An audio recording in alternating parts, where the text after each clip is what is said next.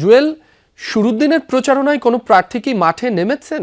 ভোটাররা কি বলছেন সে বিষয়েও জানাবেন। ভোলার যে সংসদীয় 4টি আসনে আমরা 4টি আসনেও কিন্তু যে 24 জন প্রার্থী রয়েছে তারা কিন্তু প্রচারণা কিন্তু নেমেছেন। তাদের যে সমর্থকরা রয়েছেন, কর্মীরা রয়েছেন, তাদের যে সমর্থকরা রয়েছেন, কর্মীরা রয়েছেন, তারা কিন্তু প্রচারণা করছেন। আমরা এই ভোলা সকাল থেকেই ভোলা 1 আসনের প্রার্থীদের প্রচারণা দেখতে পেয়েছি এবং সকালে আমরা শহরের বিভিন্ন এলাকা ঘুরে যেমনটা দেখতে পেয়েছি, আন্দোলন বাংলাদেশ জামাতি ইসলামী জাতীয় পার্টি বিজেপি প্রচারণা কিন্তু শুরু হয়েছে এবং সেখানে প্রার্থীরা কিন্তু ভোটারদের দ্বারে দ্বারে যাচ্ছেন এবং সকাল থেকে কিন্তু তারা প্রচারণায় কিন্তু নেমে পড়েছেন এবং তারা যে ভোটারদের কাছ থেকে যে বিভিন্ন ধরনের প্রতিশ্রুতি দিচ্ছেন, প্রার্থীরা ভোটারদেরকে উন্নয়নের নানান ধরনের কথা বলছেন এবং ভোটাররাও কিন্তু প্রার্থীদের কাছে কিন্তু